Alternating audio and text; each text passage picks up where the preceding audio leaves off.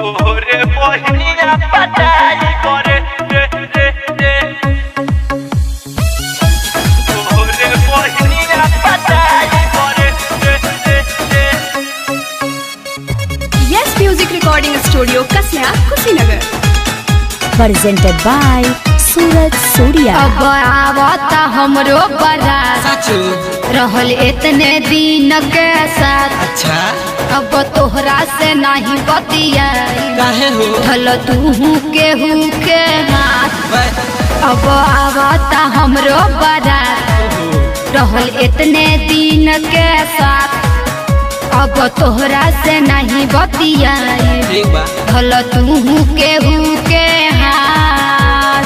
प्यार के मेटर तोरा मंगेतर से जाके बताए बरे। प्यार के मेटर तोरा मंगेतर से जाके बताए बरे।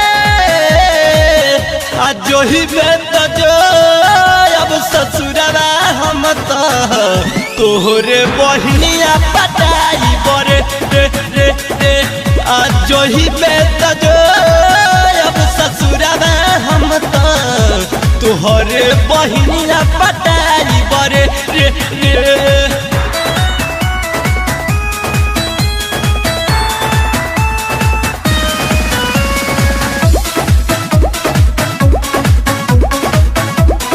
presented by Suraj Surya. प्यारा तोहरा से करिले ज्यादा मालूम बा बाकी बहानी बड़ी मजबूर। काहे हो बाप भाई के इज्जत खातिर होके के पड़ी दूर दूर दूर। हमारा लेखा प्यार नहीं करी तोरा मरदारे। कहियो पुरारी नहीं से जवाला सरदार। मत बुझिए कि जाके हमरे से कटाए बरे। मत बुझिए कि जाके हमरे से कटाए बरे।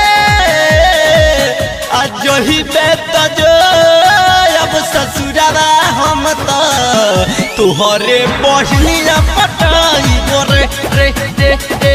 आज जो ही बेत जो अब ससुरवा हम तोहरे बहिनिया पटाई बरे रे रे रे। presented by Suraj Surya.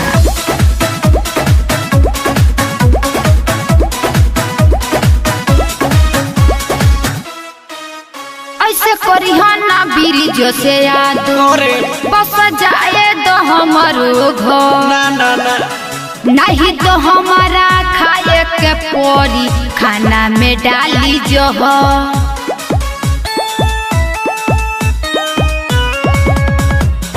ऐसे न करी हो अलका हमारे प्यार हो। नहीं तो दोषी हुई है राइटर शानदार हो। शर्मा बेटू से बतिया चारू ओर से कराए बड़े। बिट्टू शर्मा से बतिया चारू ओर से कराए बड़े। आज जो ही बेत जो अब ससुरवा हम तोर छोट की बहिनिया पटाई बरे रे रे रे। आज जो ही बेत जो अब ससुरवा हम तोर छोट की बहिनिया पटाई बरे रे रे। Download from surajsurya.com।